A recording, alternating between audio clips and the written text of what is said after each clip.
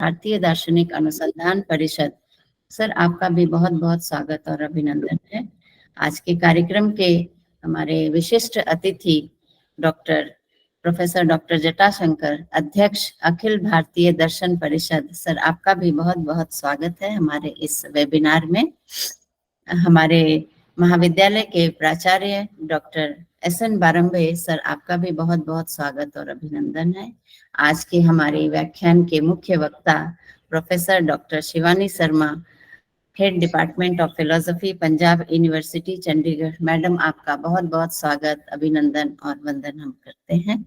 इस आभासीय पटल पर उपस्थित और हमारे भौतिक रूप से जुड़े हुए सभी उपस्थित प्राध्यापक, प्रतिभागी, शोधार्थी एवं का मैं और जिसे मैं देख पा रही हूँ और जिसे नहीं भी देख पा रही हूँ, बहुत सारे हमारे जो गुरुजन हैं जो हमारे इस आभासीय पटल पर जुड़े हुए हैं, और सभी श्रोताओं का मैं बहुत बहुत स्वागत, अभिनंदन और वंदन करती हूँ।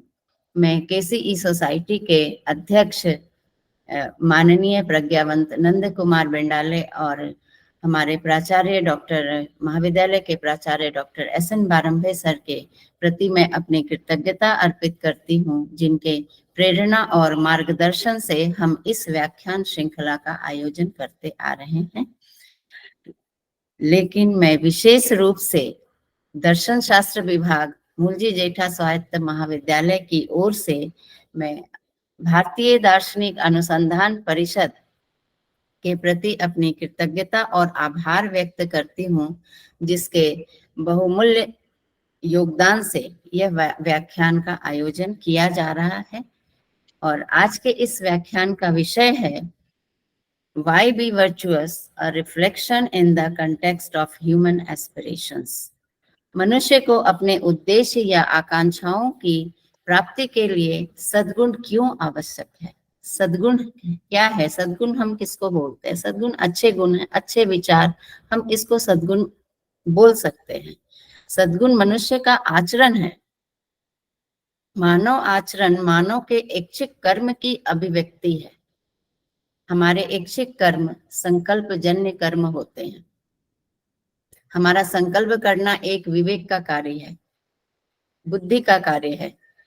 इसीलिए सद्गुण का संबंध हम संकल्प और विवेक से भी कर सकते हैं।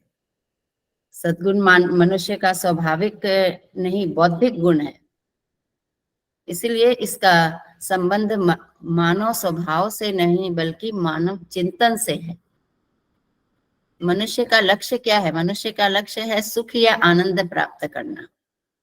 परंतु हमें सुख तभी प्राप्त होंगे जब हम विवेक सम्यक आचरण करेंगे। सही आचरण को ही आनंदमय या कल्याणमय जीवन हम बता सकते हैं या बोल सकते हैं। इस प्रकार सद्गुण एवं सुखी जीवन अर्थात कल्याणमय जीवन में घनिष्ठ संबंध माना गया है। एक आवश्यक यहाँ पे एक प्रश्न उठता है कि सद्गुण जन्मजात है या अर्जित है? तो यहाँ पे अरिस्टोटल बताते हैं कि सद्गुण जन्मजात नहीं है, इसे हम अभ्यास के द्वारा अर्जित करते हैं। अभ्यास के द्वारा हम इसे हम किया जाता है। यह मनुष्य की अस्थायी मानसिक अवस्था है, जिसके सहारे मनुष्य अपने लक्ष्य को प्राप्त करता है। अरिस्टोटल ने यह भी कहा है कि सद्गुण से सुखी है और सुखी ही सद्गुण है। तो आज के समाज में विनियामक अव्यवस्थाओं के बावजूद हम अनीति संगत व्यक्तिगत एवं संगठनात्मक व्यवहार दृष्टिगत होते रहते हैं, जिसका बुरा असर हमारी सामाजिक एवं संगठनात्मक व्यवस्था पर होता है। इसीलिए मनुष्य समाज में सद्गुण का विकास एवं व्यवहार ही एकमात्र उपाय है, जिससे हम एक सुखमय समाज व्यवस्था की कल्पना को साकार कर सकते हैं। तो इसमें सद्गुण एक ऐसा विषय है जो आज हमने जिस पे चर्चा के लिए इस व्याख्यान का आयोजन किया है। यह एक ऐसा विषय है, विस्तृत विषय है, बहुत ब्रॉड, जिसमें हम बहुत कुछ बता सकते हैं। लेकिन हमारे आज के इस आभासीय पटल पर हमारे जो विद्वत जन उपस्थित हैं, मैं पहले उन लोगों से अपने श्रोताओं का मार्गदर्शन कराना चाहती हूँ। हम लोग कुछ सीखना चाहते हैं, तो मैं इस पे ज्यादा नहीं बात करके मैं इतने ही बताती हूँ कि हाँ, सद्गुण में हम क्या सीखेंगे और क्या सीख रहे हैं। बस मैं इसका परिचय मैंने दिया कि अरिस्टोटल ने ऐसा ही कहा है कि जिसके अनुसार वह वस्तु अपना कार्य सुचारू रूप से करती है, यानी कि इसका तात्पर्य क्या हुआ? तात्पर्य यह है कि प्रत्येक वस्तु का अपना अपना धर्म है, अलग अलग कार्य हैं। यदि वस्तु अपने धर्म का निर्वाह करती है, अपने कार्य को सुचारू रूप से करती है, संपन्न करती है, तो उस वस्तु में सद्गुण अवश्य है। तो इसकी विस्तृत जानकारी हम आज के हमारे अतिथि वक्ताओं से प्राप्त करेंगे। मैं इस पे और ज्यादा विस्तृत नहीं बात करूंगी, मैं उन लोगों से सुनना चाहती हूँ, उन लोगों का वक्तव्य हम लोग सुनेंगे। मैं आप लोग सभी अतिथि वक्ता, सभी हमारे मुख्य अतिथि, हमारे विशिष्ट अतिथि, हमारे अतिथि वक्ता और हमारे अध्यक्ष, आज के कार्यक्रम के अध्यक्ष, मैं आप सभी का बहुत बहुत स्वागत करती हूँ, अभिनंदन करती हूँ कि आपने अपने व्यस्त समय से हमारे लिए थोड़ा समय निकालकर हमारे इस आभासीय पटल पर उपस्थित हुए। उसके लिए बहुत बहुत धन्यवाद और आभार। और हम विशेष रूप से अपने श्रोताओं का बहुत बहुत धन्यवाद देना चाहती हूँ कि वो हमारे स्टडी सर्कल लेक्चर सीरीज में हर लेक्चर में वो लोग उपस्थित होकर हमारे इस कार्यक्रम को, इस लेक्चर को सफलता पूर्वक संपन्न करते हैं। उसके लिए सभी श्रोताओं का भी बहुत बहुत आभार।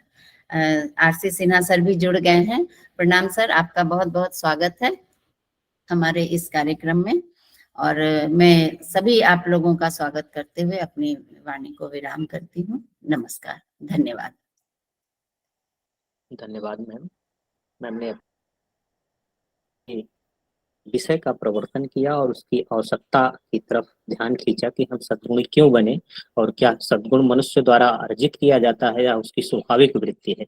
इन बिंदुओं पर मैम ने अपना ध्यान आकृष्ट किया और वक्ताओं से इस विषय में विमर्श का अनुरोध किया है। आज के कार्यक्रम को आगे बढ़ाते हुए हम आज के मुख्य अतिथि professor doctor R G. Kothari sir, former vice chancellor Veer Nirman south Gujarat university सूरत, आदरणीय सर का हम संक्षिप्त परिचय आप सबके बीच में रख रहे हैं, जिससे सर का एक परिचय आप लोगों को भी प्राप्त हो जाए। आदरणीय कोठारी सर महाराजा सयाजी राव विश्वविद्यालय बड़ौदा के शिक्षा शास्त्र एवं मनोविज्ञान शाला के अधिष्ठाता रहे हैं। आदरणीय सर के मार्गदर्शन में 20 से अधिक शोध छात्रों ने पीएचडी की उपाधि प्राप्त की है। 20 से अधिक शोध परियोजनाओं को सर ने पूरा किया है। सयाजी राव विश्वविद्यालय गुजरात के कई शैक्षणिक एवं प्रशासनिक समितियों के सदस्य एवं अध्यक्ष के रूप में अपनी सेवाएं दी। सर ने अब तक 20 से अधिक पुस्तकों का लेखन एवं संपादन किया है। विशिष्ट योगदान के लिए कई पुरस्कार एवं विभूतियों से सम्मानित किया गया है, जिनमें कई प्रमुख पुरस्कार हैं, जैसे सिद्धि वंदन पुरस्कार, रामानुज अवार्ड, भाई ताई शिक्षण अवार्ड, टीचर एजुकेटर अवार्ड आदि। आदरणीय सर का मूल जी जेठा महाविद्यालय के तत्व ज्ञान विभाग की तरफ से स्वागत है। आदरणीय सर को इस आभासी पटल पर आमंत्रित करता हूँ। Welcome. Thank you very welcome much. Sir. Thank you sir. Thank you, Dr. Vinay Kumar, for nicely introducing me.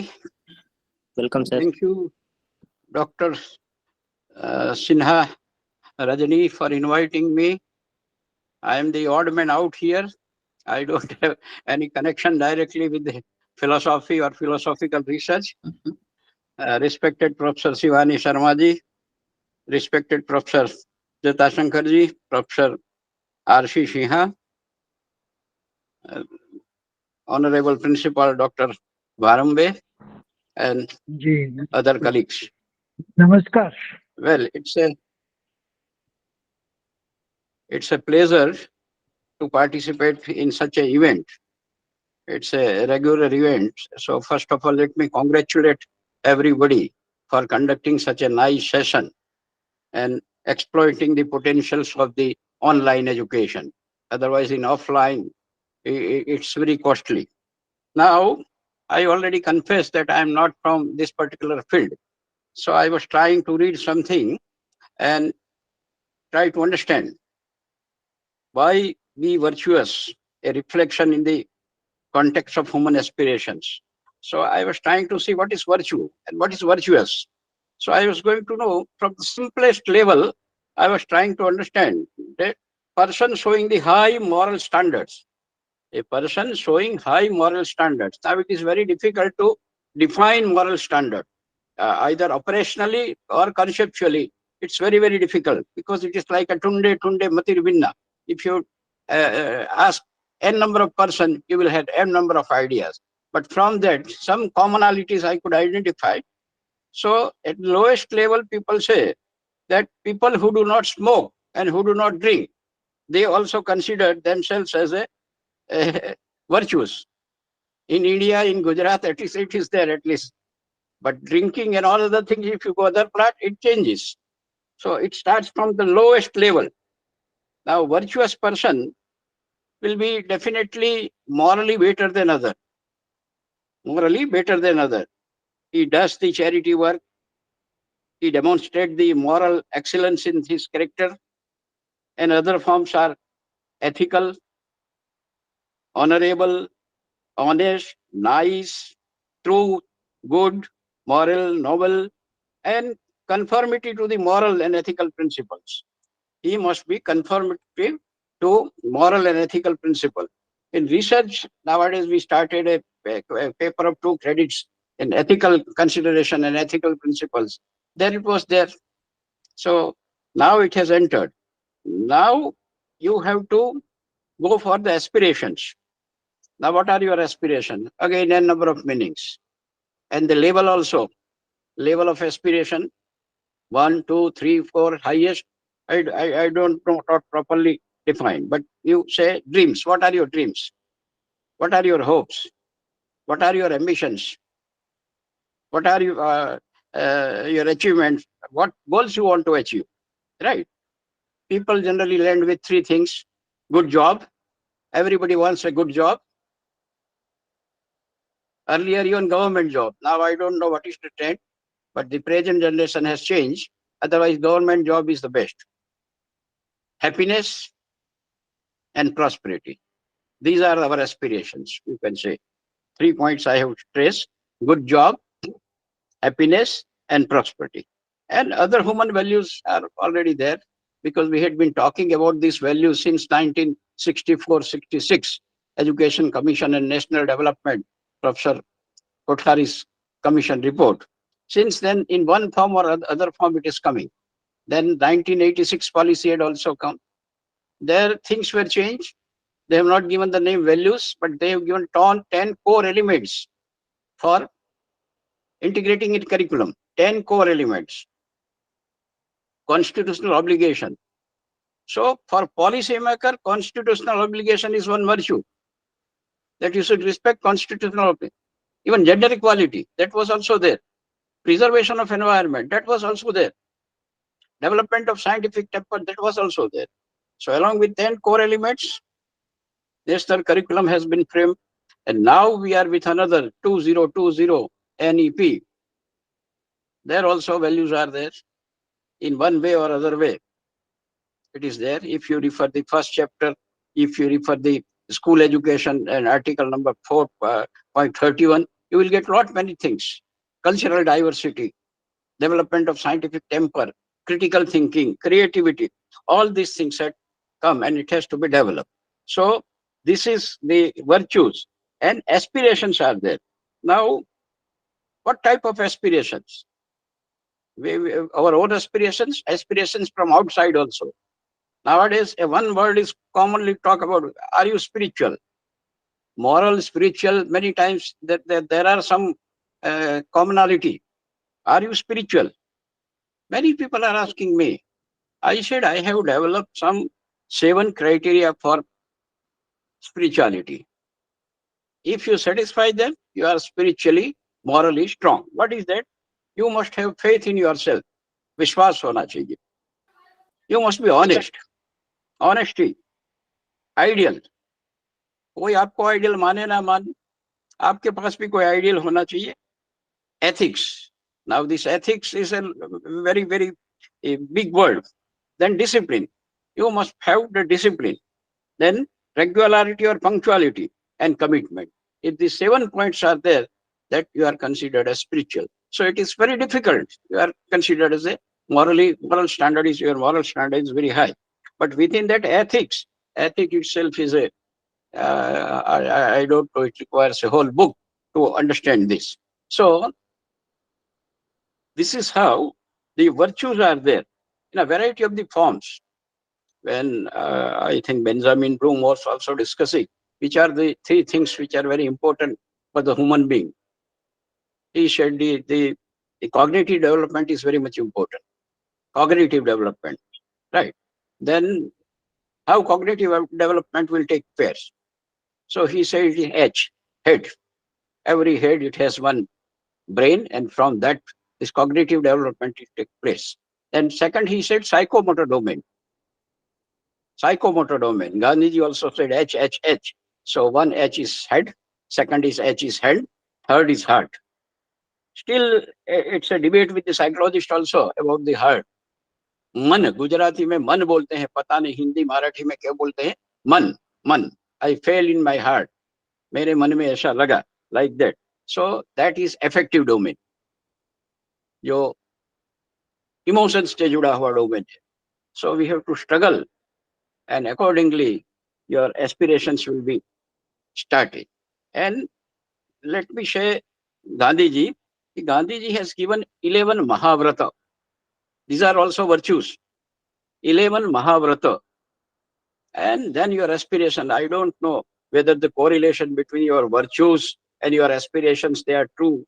Statistically, I don't know. Theoretically, you can establish. But Gandhiji said Satya, Ahimsa, non-violence, Chori na karvi, not to steal. Then he said, I don't know how to put one, means not to collect which you don't need. One, jo tu na sangarvu, not to collect. How much you need, that's all, not go beyond that. Brahmacharya. Then self-reliant. खुद का काम खुद करो. Right? अभय, स्वदेशी, स्वाद, त्याग, and sarva dharma equality. If this is there, these 11 points, we talk a lot about it, we study also, but somehow when it comes to the integration, it's a bit difficult. But if you follow this life, I think you can achieve your aspirations. You can achieve your aspiration. Not, I don't go with the theory of karma and all other things, but if you are spiritual, if you are unbiased, then happiness will always be there with you. And finally, it is said in our literature also that happiness of mind is the highest. Happiness of mind is the highest. But it is very difficult to operationalize happiness. It is very difficult to operationalize happiness. Before I come to the sloka and conclude, I remember one story of 99 gold coins. When the king and his secretary were just moving in their kingdom, and they have seen one family. Only 4 persons were there, and very happily enjoying the life. They have observed for a couple of hours, and see how great family is there, how happy family is there. Then the king was asking to his secretary that why this family is happy. Then king said, secretary said that, sir, they have not joined the club of 99 gold coins. He said, what is that? I don't. Then he said, okay, you give me today 99 gold coins in one bag.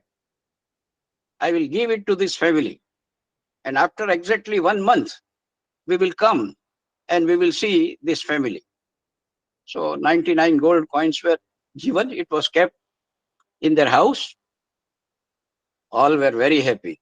Now happiness started. So happiness has something to do with money and all other things, but it started. But what is happening after that? the head of the family thought, oh, why it is 99? Let me complete it 100. He started struggling, working very hard and all of the things. So he was struggling. So the natural life is deviated now. He started giving more time to his workplace. And as a result, the time he was spending with the family, that has reduced. So finding time with the family, that is another virtue of the happiness. And then after 4 or 5 days, again he counted that how many gold coins are there. He came to know that it is now 97 only. He thought, why it has happened? So some sort of the frustration has started. What has happened and who will be wrong? Anyway, then while discussion, it came to know that wife said that I do not have good clothes. So I have taken 2 gold coins and I purchased some good clothes and ornaments and all other things. Right. So it's okay. Now he was trying to put it to 100. Now it has reduced to 97. After 2-3 days, he has seen it is only 95. Then the quarrel started. What happened? Then finally the son spoke that, sir, I also purchased some latest branded clothes and shoes and everything. So I have taken this. And then the whole family started quarreling, and that their aspiration was reaching it to 100. But instead of that, quarreling started and family got a bit disturbed. And the whole happiness which the king and secretary has seen on the first day, that was not there. So after 1 month, this again king and secretary came and they have seen that the family is not now that happy. So there are many conclusions from that, that only money, with the help of money and with the higher aspirations, you cannot be happy. But along with that, your virtues are also very much important. And in conclusion, I will say that in Sanskrit it is said that chitte prasane bhuvanam prasanam. Chitte prasanne bhuvanam prasanam. Means if your man, if you are happy with that, I think pura jagat, the whole world, bhuvanam prasanam. But chittam vishnasya bhuvanam vishwanam. खिन्न होना, आपका मन खिन्न होता है, means you are not happy, then पूरा भवन आपको ऐसा ही दिखाई देगा. So that is the happiness, that is the aspiration. Everybody wants that we must be happy, we want a good job and we want a prosperity. But good job, it's very difficult to find. Sometimes I also feel that I'm not in good job because there are n number of factors responsible for that. So this is how I have taken the virtues and the reflection in the human aspirations. But at least I have seen that if you believe in commitment, if you believe in some of the good qualities, I think you will be all right. I only say that in my hostel where I was staying, our president was Mr. Morarji Bhai Desai. We have to get up early in the morning at 5:10. 5:30 we have to go for the prayer. We have to clean our dishes after lunch and dinner at home. We have to clean our room. We have to use khadi only and punctual. So what we learn here, independent work. Khud ka kaam khud karo. Get up early in the morning, finish your work in time, and sleep also well in time, particular. So today, entire group of ours is spread over. And today we are running one hostel, similar hostel for 40 students, like a Fulbright scholar. So that is my virtue. And from that, our aspirations that at least today 40 scholars are studying like a Fulbright scholar. With this, I conclude. Thank you very much, Dr. Sinha, for giving me this opportunity. Thank you. Thank you so much, sir, for your great speech and for starting discussion on how to define virtues and morality. Thank you so much, sir. Thank you. Vinay. अपने वक्तव्य में cognitive domain और महात्मा गांधी की 3H theory और 11 महाव्रतों का उल्लेख करते हुए 100 गोल्ड कॉइन स्टोरी के माध्यम से सद्गुण के विभिन्न आयाम और स्तर को स्पष्ट किया. सरकार ओर से मूलजी जेठा महाविद्यालय की ओर से सर का बहुत बहुत स्वागत है. कार्यक्रम की अध्यक्षता कर रहे प्रोफेसर RC सिन्हा सर भी हम लोगों के बीच जुड़ गए हैं. प्रोफेसर सिन्हा सर का मूलजी जेठा महाविद्यालय की ओर से, विभाग की ओर से हम स्वागत करते हैं। आदरणीय सर को मेरा नमस्कार। कार्यक्रम को आगे बढ़ाते हुए हम आज के कार्यक्रम की मुख्य वक्ता professor doctor Shivani Sharma ma'am का परिचय आप लोगों के बीच हम प्रस्तुत करते हैं। उसके बाद मैम को आमंत्रित करते हैं। Professor doctor Shivani Sharma ma'am Punjab विश्वविद्यालय चंडीगढ़ के दर्शन शास्त्र विभाग की विभागाध्यक्ष हैं। सर के मार्गदर्शन में 20 से अधिक छात्रों ने अपनी पीएचडी एवं पीडीएफ की उपाधि प्राप्त की है। आदरणीय मैम विभागाध्यक्षा के साथ ही साथ विश्वविद्यालय के प्रशासनिक एवं शैक्षिक समितियों में अपनी सेवाएं प्रदान से अधिक 80 से अधिक शोध पत्रों का राष्ट्रीय एवं अंतर्राष्ट्रीय सेमिनारों में शोध पत्रिकाओं में प्रकाशित किया है। मैम ने 6 से पुस्तकों के लेखन एवं संपादन का कार्य किया है। आदरणीय मैम को उनके विशिष्ट योगदान के लिए कई उपाधियों एवं सम्मानों पुरस्कारों से सम्मानित किया गया है। वर्तमान समय में मैम यूजीसी की दर्शन परिषद की सह सचिव के साथ साथ वर्तमान में भी दर्शन शास्त्र विभाग पंजाब विश्वविद्यालय की विभाग अध्यक्षा हैं। मैम का हम अपने इस आभासी पटल पर स्वागत करते हैं। मैम को आमंत्रित करते हैं। मैम का बहुत बहुत स्वागत है। धन्यवाद विनय। Welcome, madam. Thank you. Let me begin by thanking the authorities of the college, Moolji Jetha College, and also I wish to convey my thanks in person to Dr. Rajni Sinha ji for giving me this opportunity and for inviting me to this platform. And I also wish to begin by paying my respects and regards to my elders, Professor R.C. Sinha ji, Professor Jata Shankar ji, नमस्कार sir, नमस्कार, professor Ramesh Kothari जी। मेरे से आयु, यश और ज्ञान में वृद्ध ये तीनों हस्तियां, इनको मैं प्रणाम करते हुए अपनी बात रखना चाहूंगी। और ये विषय जब मैंने चुना तो ये मुझे लगता है कि रजनी जी की प्रेरणा रही कि ये चाह रही थी कि कुछ हम मूल्य परख कोई बात करें, जिससे कॉलेज में भी बच्चों के बीच में भी कुछ स्पंदन हो, कुछ उनमें भी बातचीत इस विषय को लेकर हो। तो इसका श्रेय मैं रजनी जी को ही दूंगी कि उन्होंने मुझे प्रोत्साहित किया थोड़ा सा इस विषय के ऊपर बात करने के लिए। तो जैसा कि ये विषय अपने आप में बड़ा स्पष्ट है और बहुत ही प्राथमिक विषय है, जैसे हम कह सकते हैं, it's a very primary kind of a question that I wish to raise. और लेकिन प्राथमिक के साथ साथ बड़ा गंभीर और मौलिक प्रश्न भी है। और मुझे लगता है कि इसके ऊपर, जैसे कि मेरे से पहले वक्ता ने भी, कोठारी सर ने भी बात की, और I am looking forward for Professor Jata Shankar ji and Professor Pradhan to speak on it from some standpoint which is very, very significant, which is found in Indian perspective. तो जब हम इस विषय को देखते हैं तो इसमें कुछ एक टर्म्स हैं जो बहुत सीधे सीधे रूप से हमारे सामने उभर कर आती हैं। वर्च्यूज क्या है, वर्चुअस होना क्या है, और ह्यूमन एस्पिरेशंस क्या हैं, और क्या हमें एस्पायर करना चाहिए। ये कुछ एक बहुत फंडामेंटल प्रश्न है जिन्हें हमें पूछने की कोशिश करनी चाहिए एज स्टूडेंट्स ऑफ फिलोसफी। और एस्पिरेशन होती क्या है, और इसका क्या फंक्शन है, क्या ये सिखाई जाती है, हमें एस्पायर करना सिखाया जाता है कल्चरली, या ये एक स्वाभाविक प्रक्रिया है। जैसे रजनी मैम ने शुरू में बोला कि एरिस्टोटल ने कहा कि ये स्वाभाविक रूप से, इनेट रूप से हमारे भीतर नहीं होते, इसको हम सीखते हैं, वी लर्न। तो इस पे भी हम आएंगे।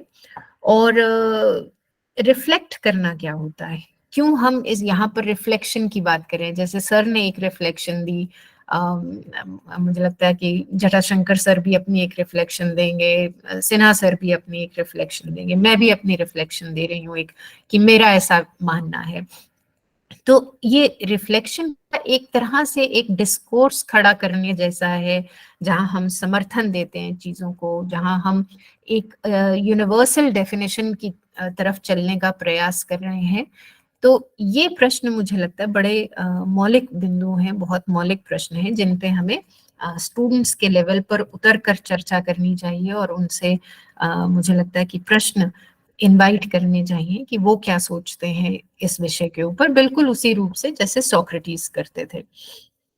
तो इस विषय के साथ एक और जो इसमें इम्प्लाइड मीनिंग जो हमारे सामने उभर कर आता है वो ये आता है कि हम मनुष्य से चाहते क्या हैं, हम मनुष्य की परिभाषा क्या करते हैं, हम मनुष्यता से क्या समझते हैं, हम अपने समाज में किस तरह के मनुष्य की कल्पना कर रहे हैं, ये भी एक अपने आप में इम्प्लाइड क्वेश्चन है। तो जब हम इस तरह से सोचते हैं कि हम किस तरह का मनुष्य चाह रहे हैं अपने वातावरण में, तो मुझे लगता है कि हमें ये देखना चाहिए कि जब हमारे से छोटे हमारे चरण स्पर्श करते हैं, हमारे पास स्नेह से आके बैठते हैं, तो हम उन्हें किस तरह का आशीर्वाद देते हैं। जैसे सर ने भी अभी बात की थी कि हमें क्या चाहिए, एस्पिरेशंस में क्या है ना। एक तो है कि जो वृद्ध व्यक्ति है वो अपनी तरफ से आशीर्वाद देता है, और एक है कि वो स्टूडेंट जो है वो क्या चाहता है। तो उसमें गुड जॉब ये सब तो है ही है, लेकिन हम क्या आशीर्वाद देते हैं अपने नई पौध को, नई जनरेशन को। तो बहुत से तरीके हैं, बहुत से उसमें इसको जितना मर्जी आप एलैबोरेट कर लीजिए। ये आशीर्वाद पर एक अपने आप में पूरा एक लेक्चर किया जा सकता है कि आशीर्वाद का सिद्धांत है क्या। सबसे पहले तो उसमें हमें ये विश्वास है कि मैं जो आशीर्वचन कहूंगी दूसरे को, वो मेरे शब्द में इतनी शक्ति है, पोटेंसी है कि वो उस व्यक्ति पर लगेगा, है ना। और दूसरा विश्वास मेरा इसमें ये भी है आशीर्वाद में कि जो व्यक्ति मुझसे आशीर्वाद ले रहा है वो भी मेरी भावना को, सिर्फ मेरे शब्दों को नहीं पकड़ रहा, उसमें मेरे भाव को भी पकड़ेगा। तो ये आशीर्वाद किस तरह का हम देते हैं ये भी, या जिसे कहते हैं हम विशेष, सिर्फ ये छोटे बड़े में नहीं, मित्रों के बीच में भी ये भाव रहता है, पति पत्नी में भी ये भाव रहता है, बच्चों के साथ भी, हर संबंध में ये एक भाव को रिप्रेजेंट करता है आशीर्वाद। तो बड़ा सरल और सीधा आशीर्वाद, जब हमें कुछ नहीं सूझता तो हम क्या देते हैं, this is the most common, खुश रहिए, है ना। सबसे पहला आशीर्वाद यही जाता है अपने से छोटों को, स्वस्थ रहिए, खुश रहिए, है ना। स्वस्थता भी बाद में आती, पहला हम यही कहते हैं खुश रहिए। तो अब इस तरह का जब हम आशीर्वचन कहते हैं तो कहीं ना कहीं मुझे ऐसा लगता है कि अगर तो वो रिफ्लेक्शन के साथ नहीं समझा गया, रिफ्लेक्ट उस पर नहीं किया गया, तो जिस बच्चे को हमने, जिस व्यक्ति को हमने ये कहा, और अगर वो खुदा ना खास्ता दर्शन का विद्यार्थी है, वो कहीं दर्शन उसने पढ़ा हुआ है, दर्शन शास्त्र को, तो वो पहले ही रिफ्लेक्शन में ये प्रश्न आपसे करेगा कि सर मैम ये तो संभावना है ही नहीं, ये तो बिल्कुल असंभावित सा आपने एक आशीर्वचन दिया है मुझे। क्यों? क्योंकि बुद्ध को उसने पढ़ा है, सांख्य को उसने पढ़ा है, तो बुद्ध ने तो स्वयं कह ही दिया है कि सर्वम दुखम, तो आप मुझे इस तरह का आशीर्वाद कैसे दे रहे हैं। तो सांख्य में शुरुआत ही 3 तरह के दुखों की हो रही है। तो ये कहने का ये अभिप्राय नहीं है कि यहाँ पे हम स्केप्टिसिज्म को इंट्रोड्यूस कर रहे हैं, लेकिन हम यहाँ पर एक भाषा शैली के माध्यम से एक ऐसे डिस्कोर्स को समझना चाह रहे हैं जो हम दूसरे के लिए वैल्यू के रूप में स्थापित करना चाह रहे हैं। तो हम अगर उसके लिए कुछ दूसरे मनुष्य के लिए कोई वैल्यू स्थापित करना चाह रहे हैं, तो इसमें ये भी सोफिस्ट पे भी आ रही हूँ मैं कि सोफिस्ट ये मानते हैं कि man is the measure of all things, है ना, और man is the law unto himself, वो अपने आप में ही प्रमाण है, इसलिए वो जैसा मर्जी चाहे, सब्जेक्टिविटी है, रिलेटिविटी है, वो मोरालिटी के सारे विषय कुछ भी नहीं है, बल्कि केवल उसका कॉन्शियंस के मैटर्स जो है, it is just a subjective matter. जबकि Socrates sets a different discourse, I am coming to that. तो जब हम इस तरह के प्रश्नों पर उलझते हैं और अपने आप को उसमें हम एंगेज करते हैं कि जब हमें मालूम है कि सर्वम दुखम, फिर भी हम कल्पना ऐसी करते हैं, फिर भी हम एस्पायर ऐसे प्रत्ययों के लिए करते हैं, ऐसे लक्ष्यों के लिए करते हैं जिससे हमें जीवन को कुछ मीनिंगफुल पर्पस देने में सहायता मिले।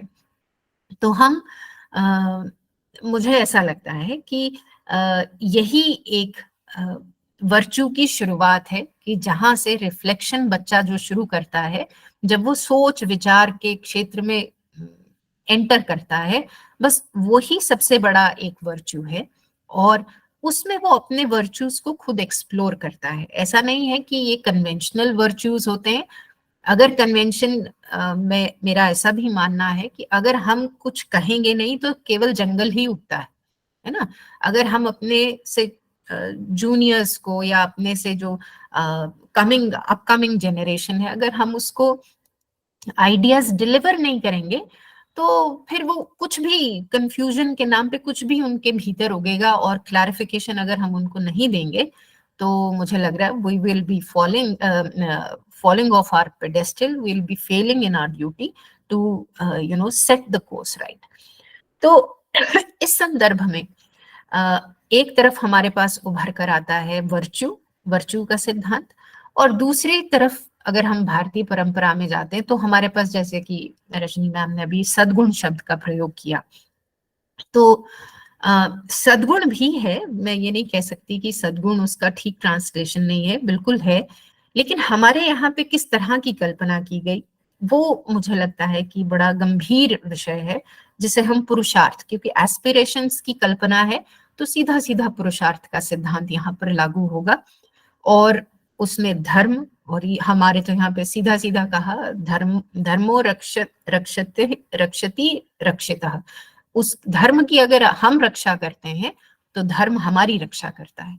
तो अब कहने का अर्थ यहाँ पर क्या है, बहुत सारा कुछ मुझे लगता है कि as students of philosophy it is our privilege rather than I would say other subjects कि हमारे को ये हमारी ट्रेनिंग में शामिल है कि हम बिटवीन द लाइंस को भी पॉजिटिवली इंटरप्रेट कर सकते हैं कहीं ना कहीं। तो उस संदर्भ में मैं अपने व्याख्यान को दो तरह से समझने का प्रयास करूंगी। समझाने वाला तो कोई ऐसा विषय नहीं है, बल्कि अपनी बात को जब हम कहते हैं तो पहले अपने भीतर उसको आत्मसात करते हैं, उसको हम रियलाइज करते हैं, तब जाकर कन्विंस होते हैं, तभी हम उसको कहते हैं। तो जो भी मैं कहूंगी या आपसे शेयर करूंगी वो एक तरह से मेरी कन्विक्शन का ही अंग है, और उसी को मैं अपने पूरी सामर्थ्य के साथ अपने आपके सामने रखूंगी। तो जैसा कि हमने एक डिस्कोर्स तैयार कर लिया ग्रीक ट्रेडिशन में, जैसे वर्चूज का सिद्धांत है, उसी तरह से भारतीय परंपरा में भी वर्चूज का सिद्धांत हमें उपलब्ध होता है, और उस पर मैं बाद में आती हूँ। लेकिन जिस तरह से यहाँ पर हमारे कल्पना की गई ग्रीक दर्शन में या यूनानी दर्शन में जिस तरह से उपलब्ध है, it is with regard to the unfoldment of the concept of virtue is with reference to Socrates, Plato, and of course then Aristotle comes in.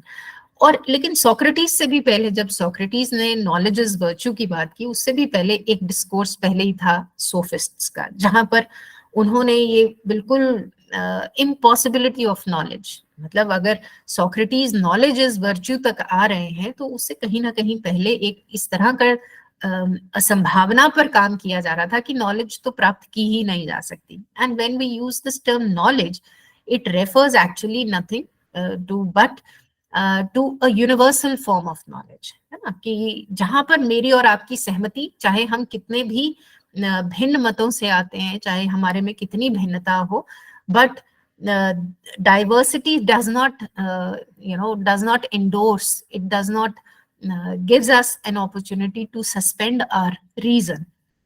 तो रीजन जो है उसका रोल सोक्रेटिस से लेकर प्लेटो से एरिस्टोटल तक इन तीनों दार्शनिकों ने भरपूर रूप से इसका समर्थन किया है। कहीं पे भी सब्जेक्टिविटी और रिलेटिविटी को कहीं भी इतना ऊंचा स्थान नहीं दिया। उन्होंने ये माना है कि हमारी सब्जेक्टिव कंडीशंस होती हैं, कहीं ना कहीं हर तरह से हम उससे घिरे रहते हैं, लेकिन डिसिप्लिन्ड लाइफ, जैसे प्लेटो बार बार कहेगा, it is a well ordered virtue is nothing but well ordered soul. Soul के भी दो हिस्से मान लिए उन्होंने, कि जहां पर एक तरफ उन्होंने कहा कि रैशनल पार्ट ऑफ सोल है, इरैशनल पार्ट ऑफ सोल है।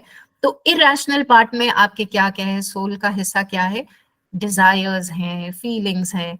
तो जब हम उन सबको, पैशंस को रिफाइन करते हैं, फीलिंग्स को डोमिनेट करने से अपने, we become their masters rather than we allow those feelings to overpower us. We rather direct them, we rather channelize them, then we become the masters. And that is the idea, whole idea behind the concept of well-ordered soul. तो ये well ordered soul जो प्लेटो कह रहे हैं, और Socrates भी इस चीज को मान रहे हैं, और एरिस्टोटल भी इसको स्थापित कर रहे हैं, तो इसका नॉलेज के साथ क्या संबंध है? तो ग्रीस में, और वैसे भी अगर हम बड़े एक स्वाभाविक रूप से मनुष्य का चित्रण करें, मनुष्य को हम बाइफरकेट, क्लासिफाई करना चाहें कि उसमें क्या क्या पोटेंशियल है, वो कैसे उसके कैरेक्टरिस्टिक्स हैं, तो 3 कैरेक्टरिस्टिक्स उसके बड़े स्पष्ट उभर कर आते हैं। एक, वो भाव जगत का प्राणी, भावुक व्यक्ति है। दूसरा, उसमें इच्छा है। इच्छा किस चीज की? कुछ करने की, कर्म करने की। He is an effective being, he is a conative being, and finally he is a cognitive being. और उसमें कॉग्निशन, ज्ञान के प्रति बड़ी रुचि है। वो सिर्फ अपनी फीलिंग्स तक नहीं सीमित रहता, वो केवल कर्म ही नहीं करता रहता। जैसे जैसे वो ग्रो करता है, जैसे जैसे वो एज होता है, तो उसकी क्रिया शक्ति भी कम हो जाती है, इच्छा शक्ति भी कम हो जाती है, लेकिन ज्ञान पिपासा उसकी जो है, ज्ञान शक्ति जो है, ज्ञान के प्रति जो रुचि है, वो उसको मुझे लगता है जिंदा रखती है। और इसी के लिए ग्रीस में भी और भारतीय परंपरा में तो बहुत ही खुले शब्दों में ये कहा गया है कि विद्या ददाति विनयम, और वहां पे भी ये कहा गया है कि ज्ञानी पुरुष जो है, नॉलेज और स्पेकुलेटिव फिलोसफी, और that is the life of contemplation is the best of all. Why? Because ज्ञान का एक जो फंडामेंटल नेचर है, और मुझे ऐसा लगता है, ये मेरा अपना पर्सनल मानना है, कि ज्ञान ट्रांसफॉर्म करता है। Knowledge always transforms. आपको कभी भी एक शिफ्ट, अगर अपने में भीतर कोई ज्ञान से कोई नॉलेज, पीस ऑफ नॉलेज अगर आपको मूव नहीं करता, ट्रांसफॉर्म नहीं करता, हिट नहीं करता, स्ट्राइक नहीं करता, शिफ्ट नहीं लाता आपके भीतर, तो वो ज्ञान ने अभी असर नहीं किया। It is only a word. तो वर्ड, जब तक शब्द ने आप पर असर, छाप नहीं छोड़ा, परिवर्तन नहीं किया आपके भीतर, आपको ट्रांसफॉर्म नहीं किया, तो समझ लीजिए कि अभी वो ज्ञान में परिवर्तित नहीं हुआ है। वो केवल एक शब्द के तौर पे आपने सिर्फ सुना है, पढ़ा है, लेकिन उसने अपना अभी असर नहीं दिखाया। तो ये ज्ञान का लक्षण है, उसका स्वरूप है कि वो हमारे भीतर एक परिवर्तन लाता है, एक शिफ्ट लाता है, और उसको केवल वो ही व्यक्ति समझ सकता है जो उसको एक तरह से रियलाइज करता है। इस ट्रांसफॉर्मेशन को रिकॉग्नाइज करना पड़ता है, रिकॉर्ड करना पड़ता है, इसको आत्मसात करना पड़ता है, इसको अंडरलाइन जिसे कहना चाहिए, कि उसको आप अपने जीवन में अंडरलाइन करते हैं कि ये परिवर्तन मेरे में आया है और इस वजह से आया है। तो ये कोई ऐसी अवस्था नहीं है कि जो बिल्कुल इग्नोरेंस में आती है। तो इसीलिए knowledge is never bliss, ignorance is bliss. Knowledge हमेशा दुख को समझने में और दुख को हैंडल करने में सहायता देती है। तो नॉलेज किसी को नहीं, आपने कहते सुना होगा कि ज्ञानी पुरुष बड़ा सुखी होता है। ज्ञानी पुरुष दुखी होता है ऐसा तो नहीं कहना चाहिए, लेकिन ज्ञानी पुरुष सुखी तो नहीं होता है उसको, क्योंकि आभास है कि जीवन में कितना कष्ट है, जीवन में कितनी सफरिंग है, और उस सफरिंग को हैंडल करना, और बोधिसत्व का तो काम ही ये है। बोधिसत्व तो अपना मोक्ष, अपना निर्वाण तो इसीलिए सरेंडर करता चला जाता है कि दुनिया के दुखों के लिए वो लड़ना चाह रहा है, दुनिया में दुखों के प्रति मनुष्यों में ये भाव जागृत करना चाह रहा है कि वो दुखों से कैसे अपने आप को संभालें। तो ये एक मुझे लगता है ज्ञान का जो लक्षण है, परिपक्वता, और इसमें जो आपका परिमार्जन होता है, जो आपकी रिफाइनिंग होती है, ये नॉलेज का एक ऐसा, knowledge is virtue when Socrates से सो, मुझे लगता है कि ये भाव उसमें जरूर रहा होगा कहीं ना कहीं। और दूसरी बात जो हमारे सामने उभर कर आती है, सोक्रेटिस, एक बहुत छोटी सी कथा मैं कहूंगी इसमें। सोक्रेटिस का एक कथा हमारे को मिलती है यूथेडेमस के कंटेक्स्ट में, और ज़ीनोफेन इसको कोट करते हैं, और वो कहते हैं कि सोक्रेटिस मार्केट में चले जाते थे और वहां पे डायलॉग में इंडल्ज करते थे यंगर जनरेशन के साथ, और वहां पर उन्होंने एक यंग गाय को उन्होंने ही caught hold of him and he started conversing with him and asked him कि बताएं आप क्या बनना चाहते हैं। तो he said, I want to be a statesman, I want to be a good नेता जिसे बोलते हैं, मैं नेता बनना चाहता हूँ, बढ़िया। तो वो कहता है अच्छा, तो फिर आई एम श्योर अगर आप नेता बनना चाहते हैं तो कहीं ना कहीं आपके भीतर वो जस्ट क्वालिटीज जो होती हैं, न्याय प्रिय व्यक्ति की जो क्वालिटीज हैं वो भी होंगी। तो वो कहता है हाँ हाँ क्यों नहीं क्यों नहीं। तो फिर कहते हैं कि अच्छा ऐसा करो कि एक लिस्ट बना लो जो जिसमें न्यायप्रिय व्यक्ति में क्या क्या गुण होने चाहिए और उसके क्या अवगुण होने चाहिए। तो उन्होंने लिस्ट बनाई कि न्यायप्रिय जो जस्ट व्यक्ति है उसमें क्या क्या एबिलिटीज होनी चाहिए। एक एबिलिटी उसमें ये होनी चाहिए कि वो चीटिंग ना करता हो, एक एबिलिटी होनी चाहिए कि वो लेट्स से कि उसमें बहुत मूर्ख ना हो, बहुत उसमें जितने भी हम सोच सकते हैं उसमें फॉल्स झूठ बोलने का मादा नहीं होना चाहिए, उसमें चीटिंग नहीं होनी चाहिए, और उसमें जो जो आप लगा सकते हैं उसमें वाइसेस को, वर्चूज का ऑपोजिट वाइसेस है। और सोक्रेटिस इसीलिए बोलते हैं कि it is important to know, it is important to have knowledge not only of virtues but also of vices।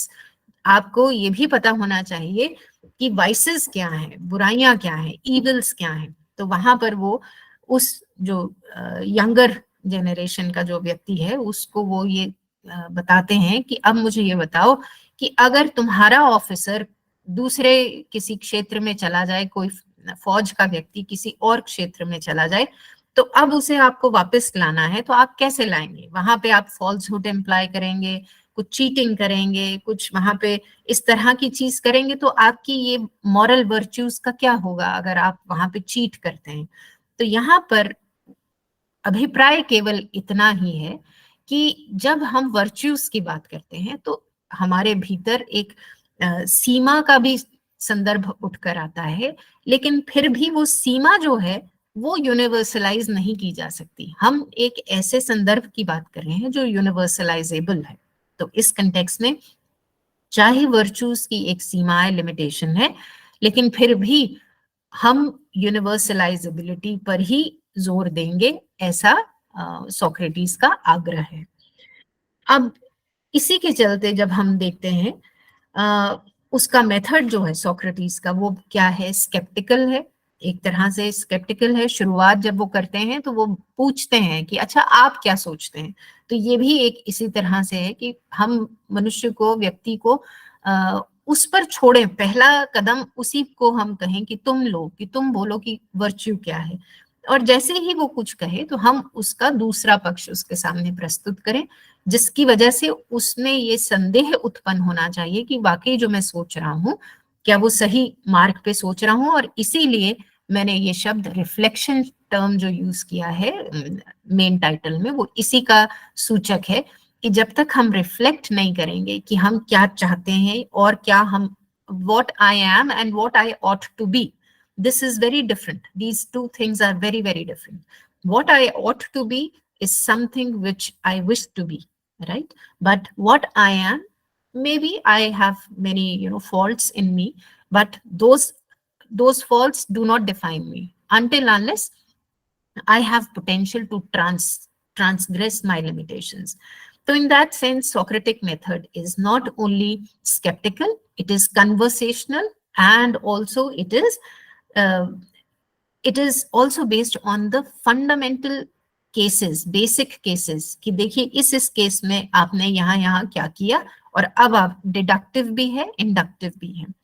So in that context प्लेटो भी कहीं ना कहीं नॉलेज का बहुत समर्थन करते हैं और ये बोलते हैं कि conjecture, belief, discursive knowledge and then finally dialectic, ideas जहां पे डेवलप होते हैं। तो नॉलेज को कहीं ना कहीं ज्ञान को वर्च्यूज के साथ जोड़कर देखने की ये जो परंपरा है, ये बड़ी प्रभावी परंपरा है। और रैशनल पार्ट ऑफ सोल को तो वो कहीं जाने भी नहीं देते, कहीं उसका there is no suspension of rational world.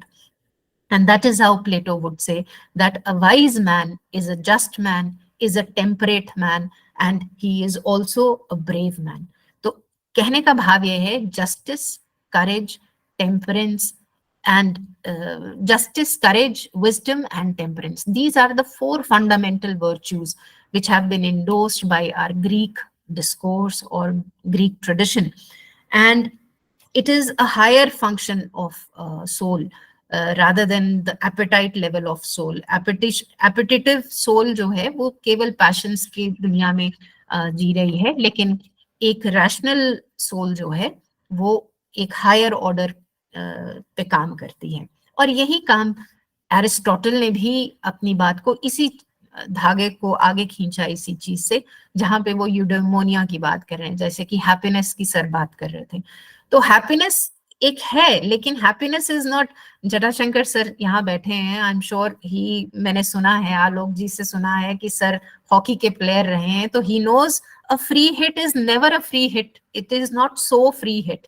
Free hit अगर हम हॉकी में ले रहे हैं, उसके साथ कितनी रिस्पॉन्सिबिलिटी जुड़ी है ये हम जानते हैं। Those who have played hockey they know कि फ्री हिट के साथ इतना प्रेशर है कि कहने में ही फ्री हिट है, लेकिन अदरवाइज उसमें बहुत बर्डन है। तो एरिस्टोटल भी यही कहते हैं कि ये हैप्पीनेस जो है केवल कहने का विषय है, लेकिन happiness is derivable only through practice. जैसा रजनी मैम ने भी अभी बात कही थी कि इसको आपको बार बार प्रैक्टिस करना पड़ता है, आपको बार बार अपने जीवन में हर मौके पे आपको वो एक्सरसाइज करना पड़ता है। तो that exercising your virtue is nothing but exercising your choice. It is not कि मेरे को कंपल्सरी कोर्स की तरह आपने एक वर्च्यू पकड़ा दिया, अब मैं कंपल्सरीली उसको फॉलो कर रही हूँ जिंदगी में। No, it is not so. It has to be your choice, it has to be your decision, and then you owe the responsibility. So in that context, virtue is a disposition, 100% disposition, and it is not an isolated act. कोई ऐसा नहीं है कि मैं अपने आप में ही कर रही हूँ, मेरे से जुड़े। और यही वजह है कि हमें वर्चुअस क्यों होना चाहिए, क्योंकि हमने अपने बुजुर्गों को देखा, वो वर्चुअस थे, हम भी उन्हीं को फॉलो करेंगे, और हमारी जो नई जनरेशन है वो भी हमें देखेगी और probably वो भी फॉलो करेंगे। तो virtuous is never an isolated act. It is always in a society. It is always an example for the followers. So we follow those who are virtuous. कोई भी आप अपने आस पड़ोस में देख लीजिए, किसी व्यक्ति ने आज तक किसी को ये आशीर्वाद दिया हो, अच्छे चोर बनो, अच्छे डाकू बनो, इस तरह का कोई आशीर्वाद देता है? कोई नहीं, कोई पेरेंट्स नहीं देते, है ना।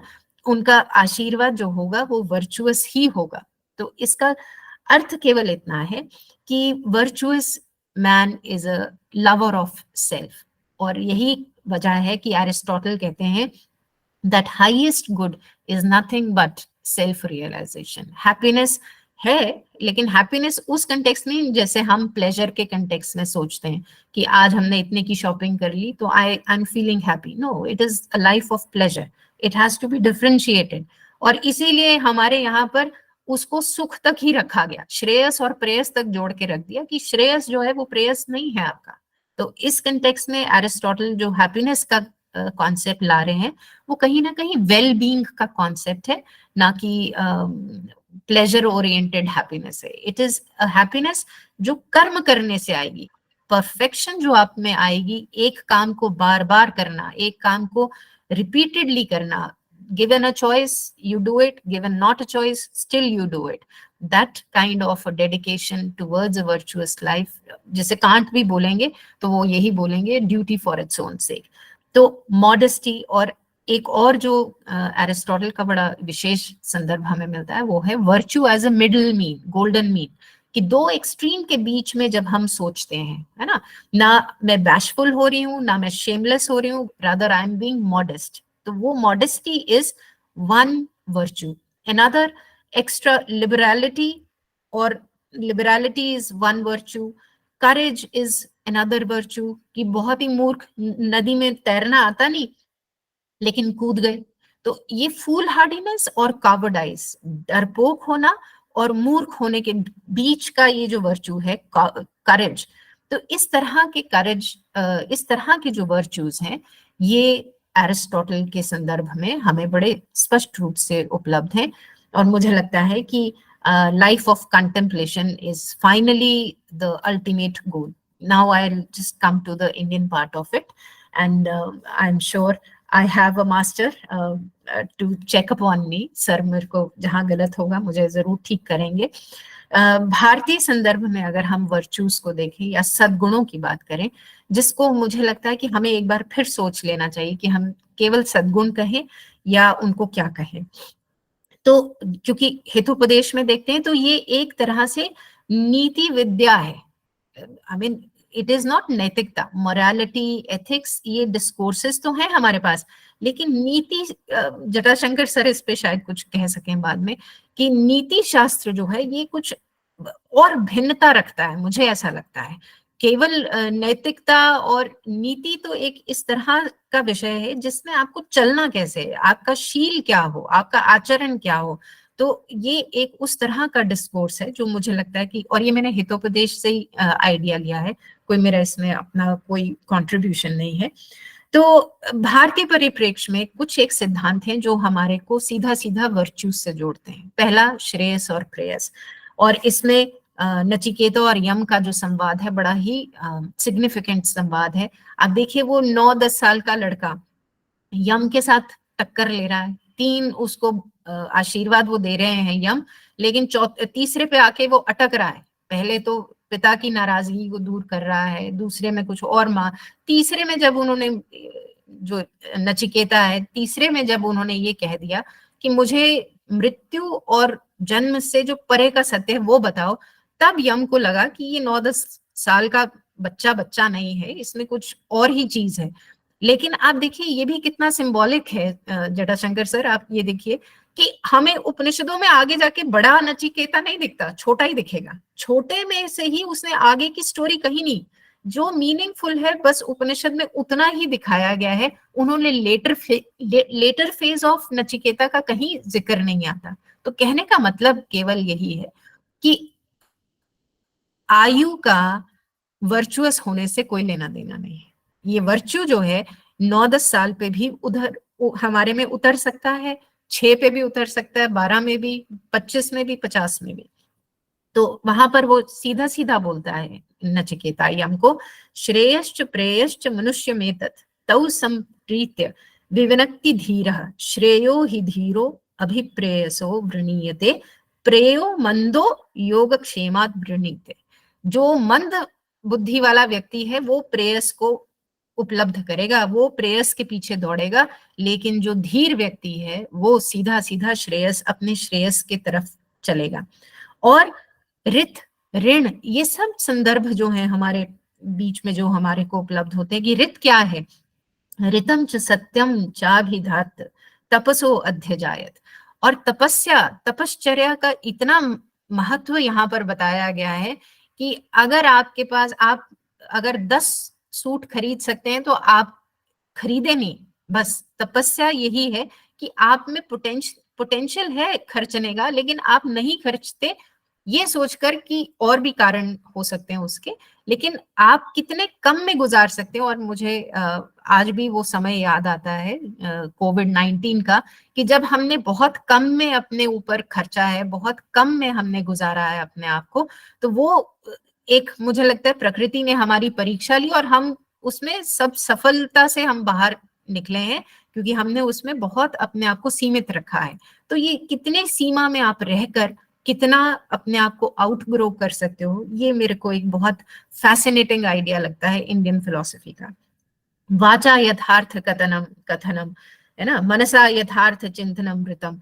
तो रित क्या है, मन से ठीक सोचना, वाणी से ठीक बोलना, यथार्थ बोलना, ये सत्य है।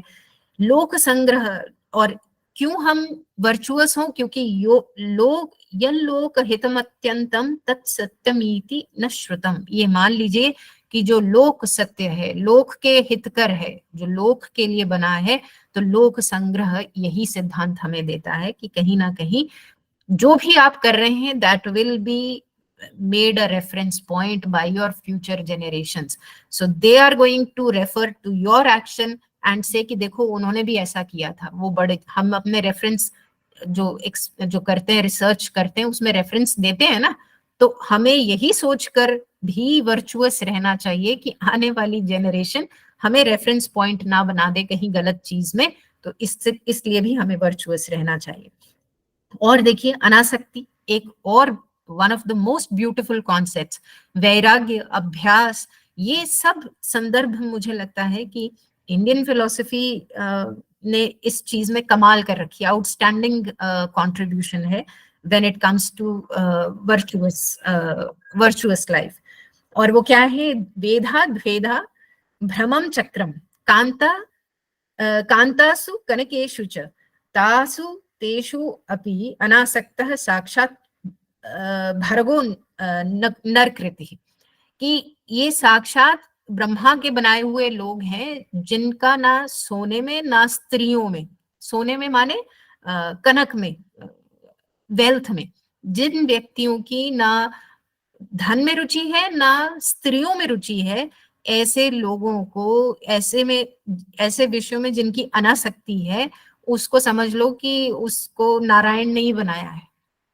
इस तरह की डिफिकल्ट एस्पिरेशंस, ये केवल एस्पिरेशन है, संभावना है या नहीं मुझे नहीं पता, लेकिन इस तरह की कल्पना करना ये अपने आप में एक स्टैंडर्ड क्रिएट करता है एस्पिरेशन, ह्यूमन एस्पिरेशंस के लिए हमारे स्टैंडर्ड सेट करता है कि टेस्ट हो तो इस लेवल के टेस्ट हो कि आपके सामने आपके लिए डिस्ट्रैक्शन है, but still you wish to fail those distractions by not accepting them. So in that sense मुझे लगता है कि we have a lot to discuss on this. छोटे छोटे और ऐसे कई मुझे लगता है कॉन्सेप्ट्स हैं, यम, नियम, योग, स्वधर्म, ऋण, रित, यज्ञ is another beautiful concept that I contribute to your Abhyudaya and Nishreyas, you contribute back to my Abhyudaya and Nishreyas. So with these little deliberations, I wish to thank once again Dr. Rajni Sinha Madam for giving me this opportunity to be here, and thank you. I invite your suggestions, your comments, anything. Please. Thank you so much. Thank you so much, Madam. आपके इस सारगर्भित व्याख्यान के लिए आपको बहुत बहुत धन्यवाद और आभार। अब हम लोग आगे बढ़ते हुए, विनय नहीं है शायद? जी मैम। हाँ चलो, थैंक यू मैम। आपको आपके ज्ञानवर्धक व्याख्यान के लिए और तथ्यपरक ज्ञानवर्धक व्याख्यान के लिए मूलजी जेठा महाविद्यालय एवं तत्व ज्ञान विभाग की तरफ से बहुत बहुत धन्यवाद। मैम ने अपने व्याख्यान में कई महत्वपूर्ण बातों का उल्लेख किया, साथ ही साथ सुकरात एवं सोफिस्ट के डिस्कोर्स के माध्यम से मानव जीवन में ज्ञान ही सद्गुण है, इस कथन की प्रासंगिकता को उपनिषद और वेल बीइंग ओरिएंटेड हैप्पीनेस और प्लेजर बीइंग ओरिएंटेड हैप्पीनेस, श्रेयस प्रेयस यम निचकेता संवाद के माध्यम से, उदाहरणों के माध्यम से पुष्ट किया। मैम का एक बार बहुत बहुत फिर से धन्यवाद है। कार्यक्रम 2 क्वेश्चंस लेते हैं मैडम के इतने वंडरफुल लेक्चर्स के बाद। किसी को कोई क्वेश्चंस है तो हम लोग 1-2 क्वेश्चंस ले सकते हैं। आलोक टंडन सर का है क्वेश्चन, मैं उनको आमंत्रित करता हूं। सर आप अपने क्वेश्चन को रखें। धन्यवाद रजनी जी को, और सबसे ज्यादा धन्यवाद हमारी दोस्त शिवानी जी को कि इन्होंने मतलब एक ऐसे विषय को चुना जो कि दार्शनिक दृष्टि से एक सार्वभौमिक विषय है, और मुझको तमाम आजकल होने वाले उस जंजाल से बाहर खींच लिया जो इंडियन पर्सपेक्टिव, वेस्टर्न पर्सपेक्टिव के नाम पर दिन भर एक दलदल में हमको खींचते रहे। तो कभी हम इधर कभी उधर घूमते रहते हैं, लेकिन हम विषय के ऊपर गंभीरता से विचार नहीं कर पाते। तो इसके लिए बहुत बहुत शुक्रिया। मेरे को ये लगता है और मेरा ये प्रश्न भी है कि सद्गुण का विचार पहले तो हमको समाज के साथ, व्यवस्था के साथ के जोड़ के भी देखना चाहिए। क्या जो सद्गुण हमारे एंशिएंट पीरियड में था, जो ग्रीक पीरियड में था, सद्गुण में एक हायरार्की भी रही है, तो क्या वो आज प्रासंगिक है? जैसे कि हमारे यहाँ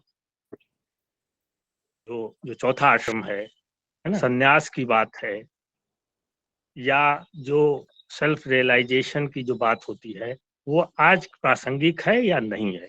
क्यों?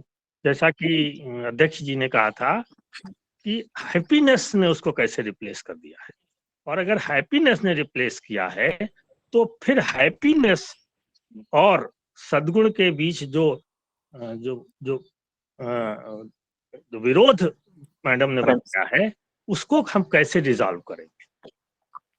और समाज व्यवस्था के साथ निश्चय ही सद्गुण की मान्यता में परिवर्तन हुआ है। और आज यदि हम देखें तो हमसे एक युवा पूछता है कि यदि हम सद्गुण हो, हम मॉरल होके क्या करें? Why to be moral?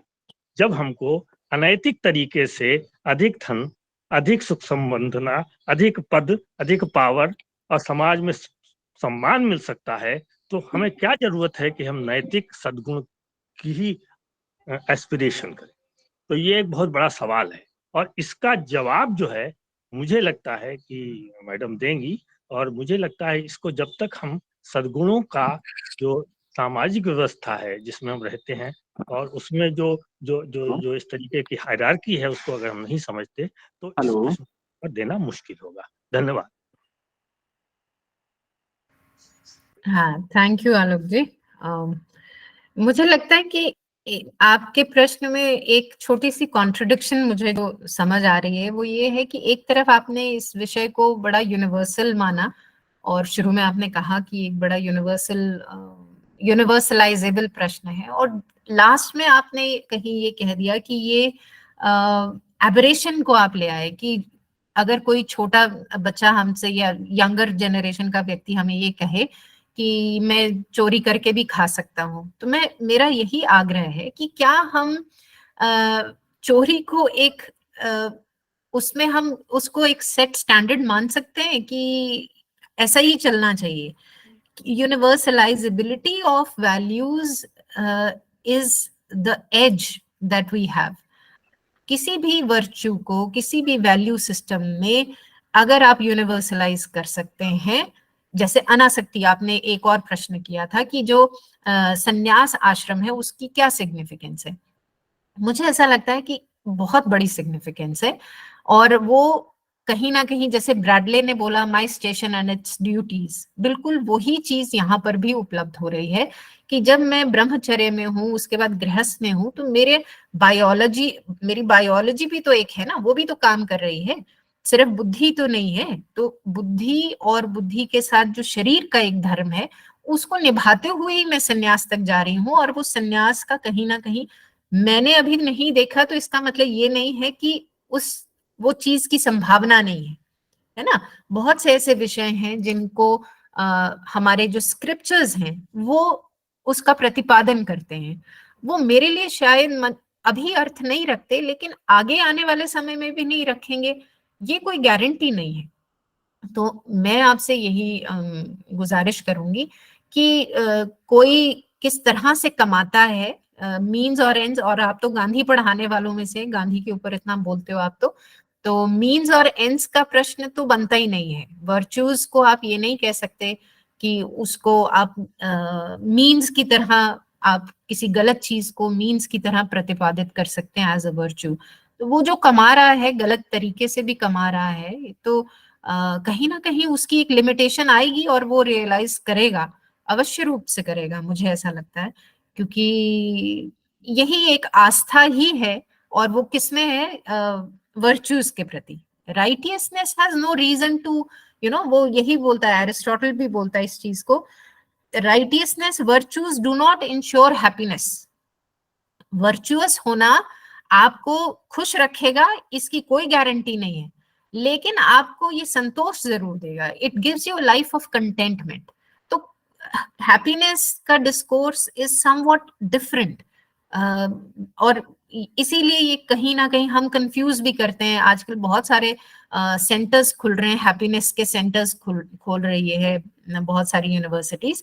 तो वो हैप्पीनेस एक्चुअली हैप्पीनेस नहीं है, it is addressing to a graver issue, more difficult questions with regard to human suffering, human how to handle human suffering। तो पर उनको शब्द नहीं मिलता तो वो हैप्पीनेस से जोड़ देते हैं। तो मेरा ये मानना है कि किसी भी ऐसे एबरेशन को जो मतलब अदरवाइज वैल्यू नहीं है, चोरी करना, किसी का मर्डर करना, और इवन फॉर दैट मैटर अपशब्द बोलना, भाषा का भी तो एक अपना धर्म है ना, कि गाली निकालना, गाली निकालने का मतलब है इसके पास वोकैबुलरी उचित नहीं है, उचित मात्रा में इसके पास शब्द नहीं है, तो ये गाली के माध्यम से बात कर रहा है। तो मुझे लगता है कि इन एबरेशंस को हम रूल नहीं बना सकते, लॉ नहीं, नियम नहीं बनाया जा सकता इनको। ये कहीं ना कहीं सीमा है, मनुष्य की सीमा है, उसको रियलाइज करके ये समझ लेना चाहिए कि कम वॉटएवर में कोई भी सिचुएशन हो, आदमी को करना तो वही चाहिए, नहीं तो ऑट और इज में कोई अंतर नहीं रहेगा फिर। बहुत बहुत शुक्रिया।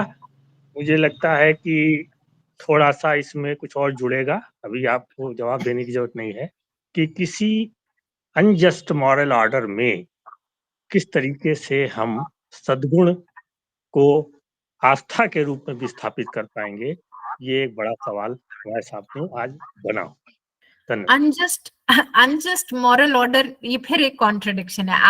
आपका जो प्रश्न होता है ना, होता बड़ा वाइब्रेंट है, लेकिन उसमें देखिए कॉन्ट्रडिक्शन फिर से आ रही है। अनजस्ट भी है और मॉरल ऑर्डर भी है, ऐसे दो चीजें कैसे हो सकती हैं?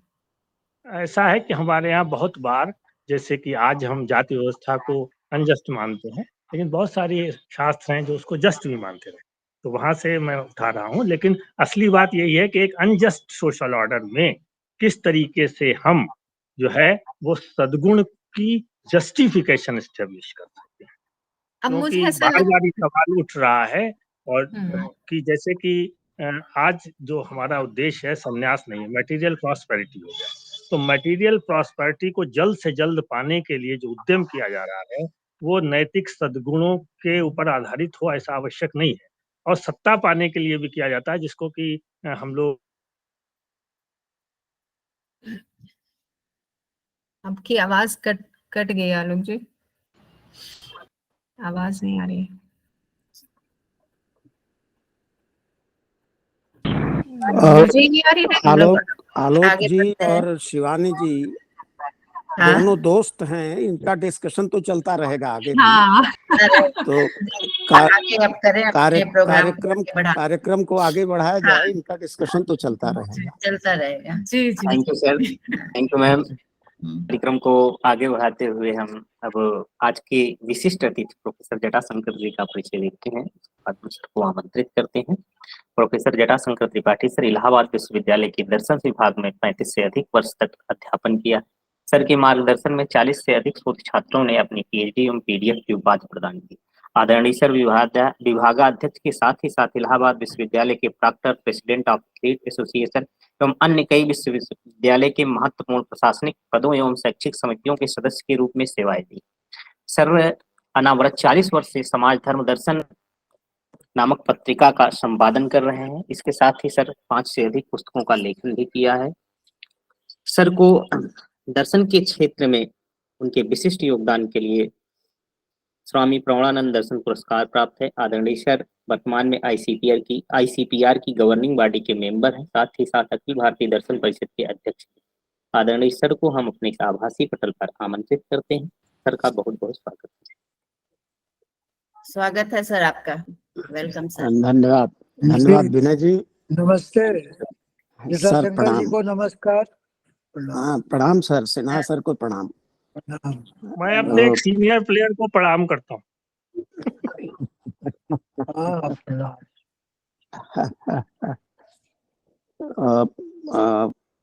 इस सत्र के अध्यक्ष professor R C Sinha sir, मुख्य अतिथि प्रोफेसर कोठारी और प्रखर वक्ता वक्त्री शिवानी जी, रजनी सिन्हा जी जो पूरे कार्यक्रम के सूत्रधार हैं, विनय तिवारी जो इसका संचालन कर रहे हैं, और मूलजी जैठा कॉलेज का संपूर्ण प्रशासनिक अमला, मैं सबके प्रति धन्यवाद और आभार व्यक्त करता हूं कि मुझे थोड़ा सा समय आपने अपनी भी बात कहने के लिए दिया है।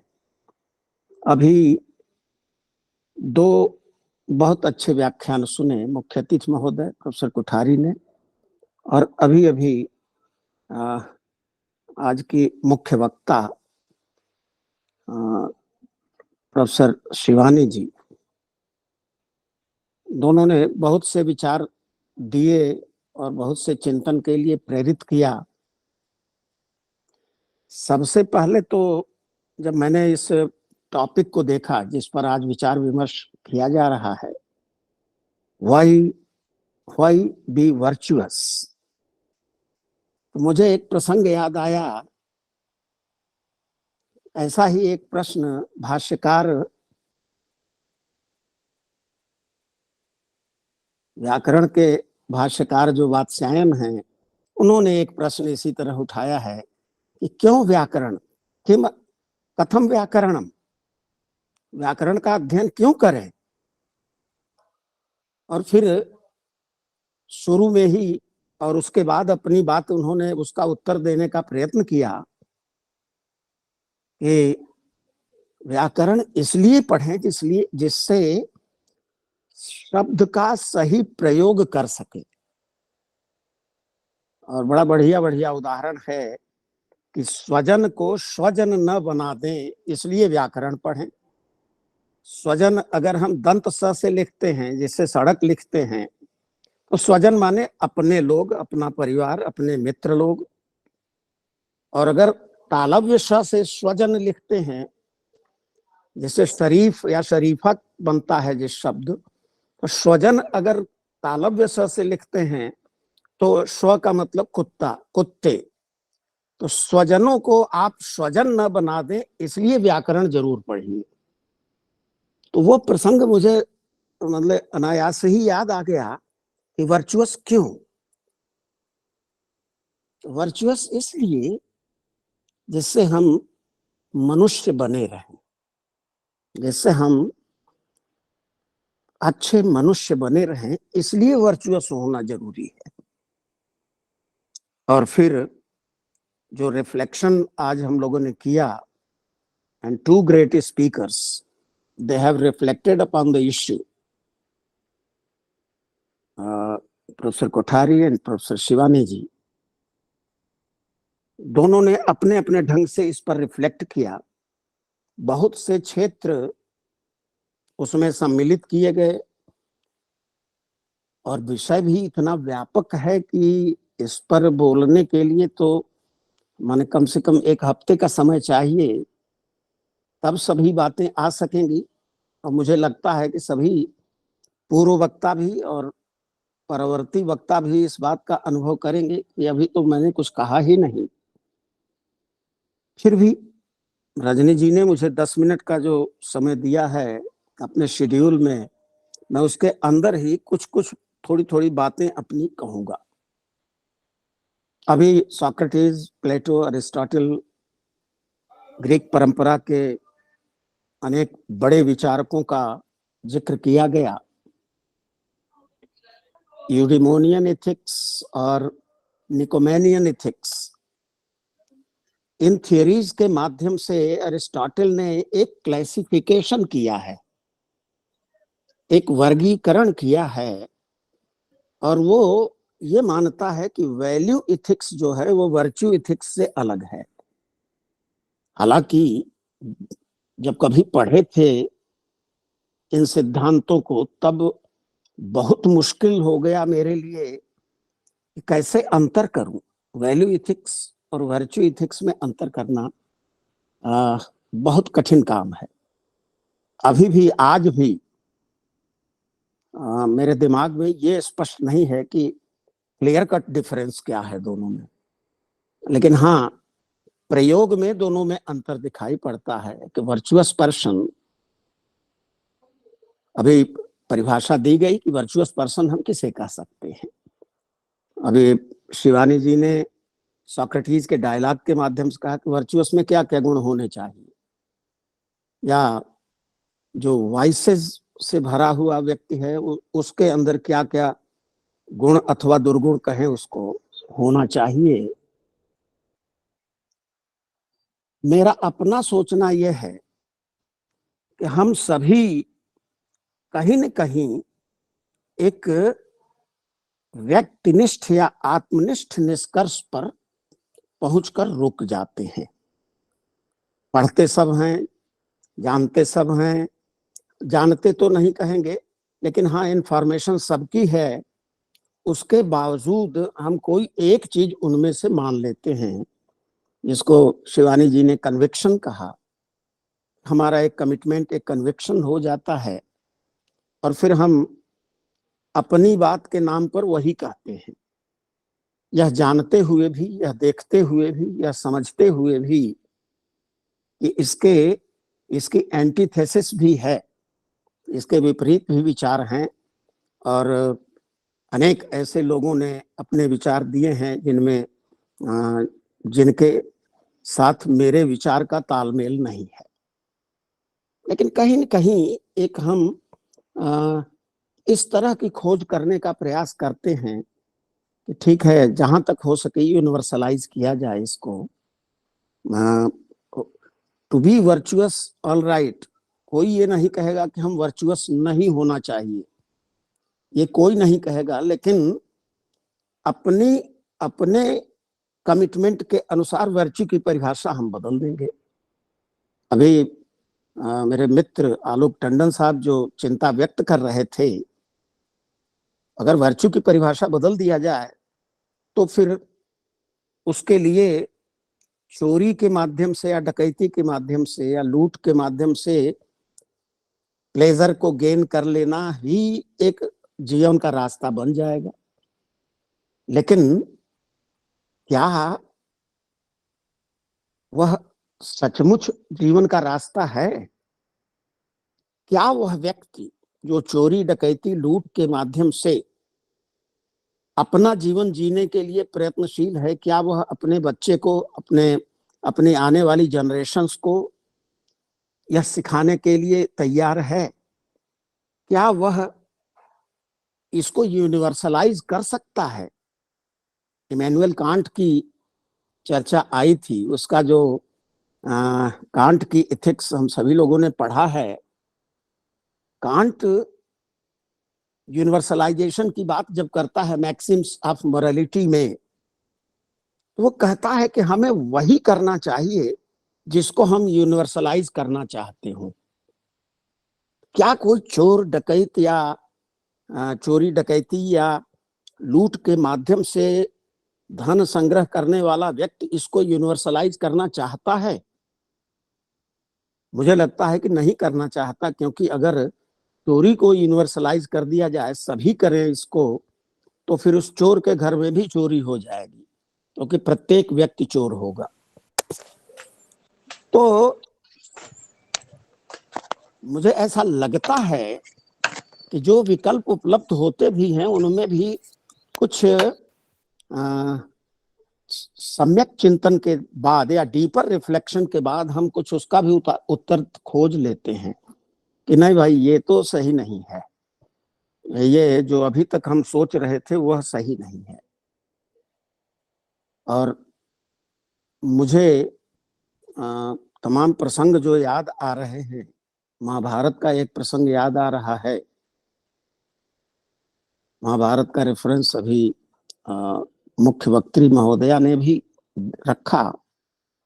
एक श्लोक वहां का मिलता है, धर्मार्थ काम मोक्षाणाम यस्यैकोपि न विद्यते।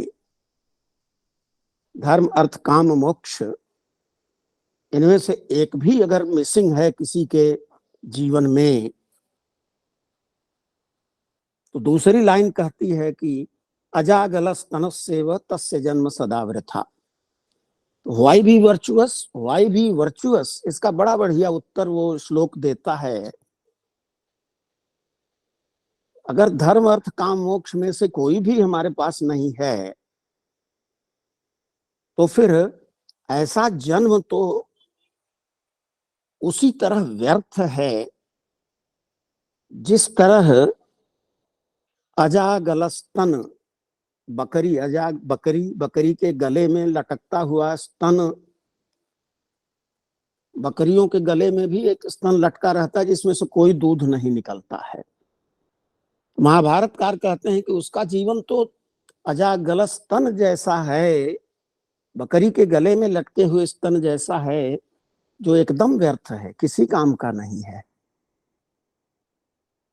तो वर्चुअस क्यों होना चाहिए हमको, वाई बी वर्चुअस, इसका एक उत्तर, और मुझे लगता है कि एक अच्छा उत्तर वहां भारतकार ने दिया है कि जिससे हमारा जीवन व्यर्थ न हो, जिससे हमारा जीवन सार्थक बना रहे, इसलिए वर्चुअस होना आवश्यक है। वर्चुअस हमें इसलिए होना चाहिए जिससे हमारा जीवन सार्थक बन सके। और अब तक के मेरी बातों के साथ साथ अन्य व्याख्यानों में भी जितने शब्द प्रयोग हुए हैं, उन शब्दों की अलग अलग व्याख्या करना आवश्यक है, लेकिन समय का अपना प्रतिबंध है। रजनी जी का कार्यक्रम जो अनाउंसमेंट है उसमें 11:30 से 1 बजे तक है, और मेरी स्क्रीन पर जो टाइम दिखा रहा है वो 1:05 हो गया है। तो इस तरह से लगता है कि मैंने एक नियम का वायलेशन किया है। 1:05 तक बोलते रहे, और एक दृष्टि से, दूसरी दृष्टि से ये सोचते हैं कि मैंने कोई वायलेशन नहीं किया है क्योंकि मुझे 10 मिनट का समय दिया गया था। तो मैं क्षमा प्रार्थी हूँ उन सभी लोगों से जो बहुत कुछ एक्सपेक्ट कर रहे थे कि अच्छा कुछ ये बोलेंगे, लेकिन इतने पर ही मुझे रुकना इसलिए पड़ रहा है क्योंकि मैं इस मामले में कांट का फॉलोअर हूँ कि समय की प्रतिबद्धता होनी चाहिए। धन्यवाद सर, बहुत बहुत धन्यवाद सर। धन्यवाद सर आपका। सर ने अपने वक्तव्य में बहुत ही रुचिकर विषयों का उल्लेख किया। सर का मूल्य जेठा महाविद्यालय की तरफ से, विभाग की तरफ से धन्यवाद। कार्यक्रम को आगे बढ़ाते हुए हम आज के कार्यक्रम की अध्यक्षता कर रहे प्रोफेसर रमेश चंद्र सिन्हा सर को आमंत्रित करेंगे। उसके पूर्व हम सर का संक्षिप्त परिचय प्रस्तुत करते हैं। ICPR के फार्मर चेयरमैन रहे प्रोफेसर रमेश चंद्र सिन्हा सर पटना विश्वविद्यालय के दर्शन शास्त्र विभाग में लगभग 35 से अधिक वर्षों तक अध्यापन किया है। सर के मार्गदर्शन में कई शोध छात्रों ने PhD एवं PDF की उपाधि प्राप्त की। आदरणीय सर विभागाध्यक्ष के साथ ही साथ पटना विश्वविद्यालय एवं अन्य कई विश्वविद्यालय के महत्वपूर्ण प्रशासनिक पदों एवं शैक्षणिक समितियों के सदस्य के रूप में और अध्यक्ष के रूप में सेवाएं दी। आदरणीय सर दार्शनिक त्रैमासिक एवं फिलॉसफिकल क्वेस्ट नामक पत्रिका के प्रधान संपादक होने के साथ ही साथ 7 से अधिक पुस्तकों का लेखन एवं संपादन कार्य किया है। इसके अतिरिक्त प्रोफेसर सिन्हा सर ने 100 से अधिक शोध पत्रों को राष्ट्रीय एवं अंतर्राष्ट्रीय शोध पत्रिकाओं में प्रकाशित किया है और सेमिनारों में वाचन भी किया है। प्रोफेसर आदरणीय RC सिन्हा सर को महामहिम उपराष्ट्रपति द्वारा JP लोकनायक सम्मान एवं काशी विद्युत परिषद द्वारा विद्याभूषण सम्मान प्राप्त है। आदरणीय सर को उनके विशिष्ट योगदान के लिए अखिल भारतीय दर्शन परिषद ने डायमेंशन ऑफ अप्लाइड फिलॉसफी नामक अभिनंदन ग्रंथ भी प्रकाशित कर उनका सम्मान किया है। आदरणीय सर को हम मूल्य जेठा महाविद्यालय के इस आभासी पटल पर आमंत्रित करते हैं। आदरणीय सर का स्वागत है। बहुत बहुत स्वागत है सर आपका, वेलकम। नमस्कार। नमस्कार सर। ऐसी आवाज आ रही? हेलो, आ रही है सर। हेलो। हाँ सर, आ रही है प्रॉपर आवाज। हाँ जी, हाँ नमस्कार सर। तो मेरा नमस्कार स्वीकार कीजिए आप लोग। जी सर। और रजनी जी को मैं धन्यवाद भी देना चाहूँगा, बधाई भी देना चाहूँगा। बहुत ही punctuality is one of the virtue. तो वर्चूज में सबसे प्रोफेसर जटाशंकर जी को विशेष रूप से धन्यवाद देना चाहूँगा कि he talked about virtue and he observed virtue by being punctual. तो वैसे डॉक्टर शिवानी शर्मा जी ने बहुत ही सुंदर, बहुत ही अच्छे ढंग से पेपर प्रेजेंट किया, इसलिए उनको भी बहुत बहुत बधाई देना चाहूँगा। और मान्यवर धारी जी ने जो भाषण दिया वह भी बहुत ही सारगर्भित, संक्षिप्त था, सारगर्भित था। जी की तो क्या बात, कम से कम लोग नहीं होता है, लगता है कि जैसे आधा अधूरा रह गया। मेरी मजबूरी है कि पटना विद्यालय में रिफ्रेश चल रहा है और सहयोग से प्रोफेसर जटाशंकर जी अभी अभी पटना गए हैं और बैठा हूँ। आपको मालूम है कि कोर्स कोऑर्डिनेटर के साथ उनको सहयोग करने के लिए being the former head of the department मेरी उपस्थिति यहाँ आवश्यक हो जाती है। तो अभी तो वर्ग चल रहा है, लेकिन हमने वहाँ से अपने को मुक्त कर, चूँकि रजनी जी का आग्रह भी अपने आप में महत्वपूर्ण है, इन्होंने भी आईसीपी के नियम के स्टडी सर्किल के मीटिंग होनी चाहिए, उन्होंने किया है। जहाँ तक विषय के प्रतिपादन की बात है, तो आज तो कैन बी वर्चुअस, ये प्रश्न ठीक उसी तरह का प्रश्न है। लार्जर पर्सपेक्टिव में अगर हम कहें कि can we B moral,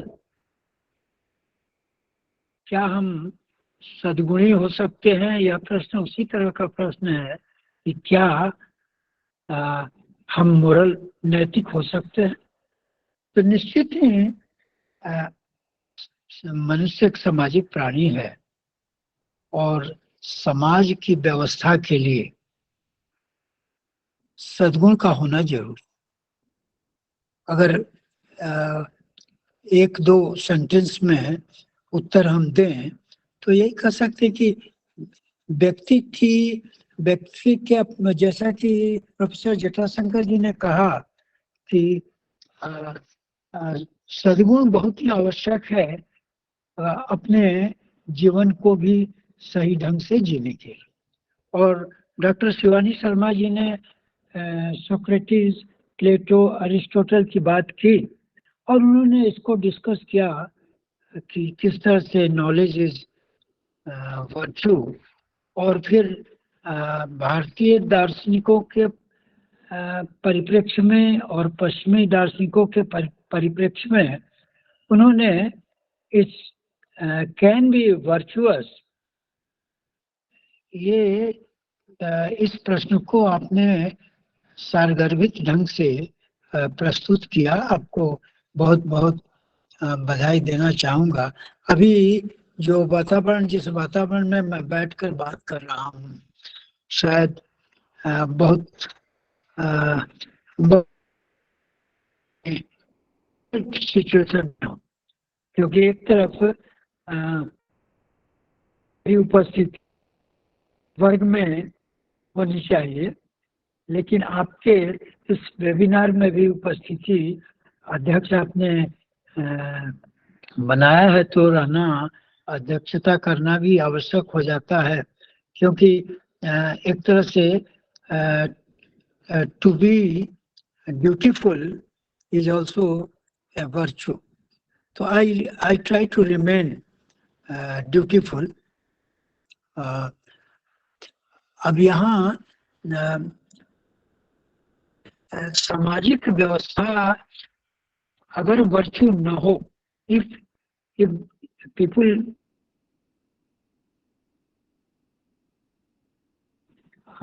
not virtuous but they adopt the जैसे कि आलोक टंडन जी ने कहा कि unjust society, unjust moral society तो नहीं होगा। सीधी शिवानी जी ने ठीक कहा कि it lands us in contradiction. Moral society, just moral, unjust, मान लीजिए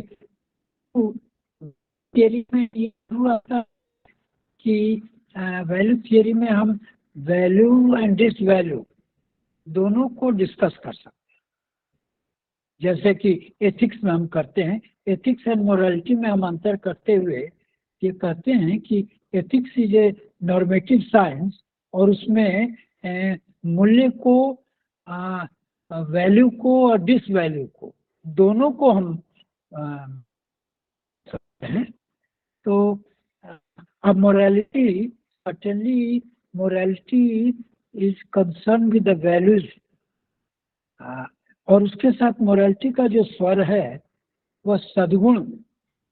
तो सद्गुण में अब ऐसा नहीं है कि अवगुण हो उसको भी हम कहें कि ये सद्गुण के अंतर्गत virtue, virtue has got definite meaning and it has got definite पर ये सोसाइटी निश्चित ही रेफरेंस पॉइंट सद्गुण ही हम इसलिए सद्गुण की आवश्यकता है क्योंकि ये समाज चलेगा कैसे। अगर सभी लोग करप्ट हो जाएं, सभी लोग इमोरल हो जाएं, तो ये समाज चलेगा कैसे। तो एक तो उत्तर है कि सद्गुणी होने के लिए एक होना जरूरी है, क्योंकि व्यक्ति का व्यक्ति से संबंध। अब उदाहरण के लिए समाज आज भी बहुत सारे ऐसे मूल्य हैं, ऐसे सद्गुण हैं जिसको हमें स्वीकार करना पड़ता है। जैसे कितनी भी गिरावट समाज में हुई हो, लेकिन अगर एक भाई और बहन एक साथ चलता है तो even the most lewd person, the most hopeless person can not point finger, क्योंकि ये रिलेशनशिप, ये पवित्र संबंध आप में, तो भाई बहन जब चलते हैं तो किसी की उंगली नहीं उठती। हाँ, ये अलग है कि अगर एक लड़का और एक लड़की अगर चलते हैं तो बहुत सारे लोग उंगली उठाते हैं, लेकिन किसी भी लंपट से लंपट व्यक्ति ये नहीं कर सकता, उंगली नहीं उठा सकता कि जब भाई बहन एक साथ चलते हैं। तो आखिर ये समाज को व्यवस्था का काम कौन करता है? तो सद्गुण, virtue is very important to maintain the sagacity of the society.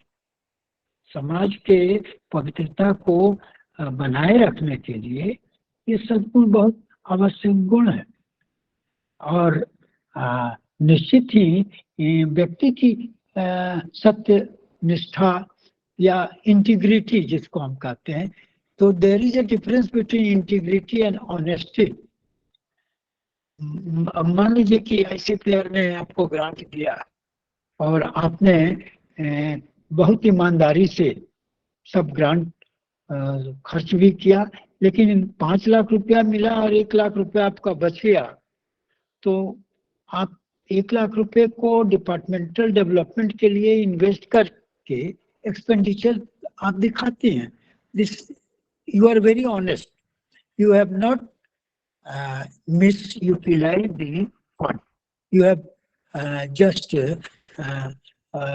1 lakh rupees you can invest for the development of your department.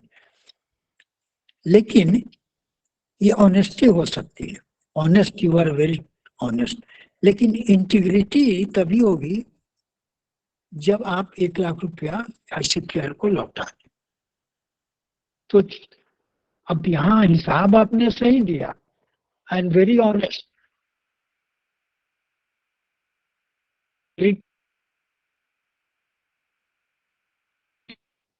Remaining ICPR sanction.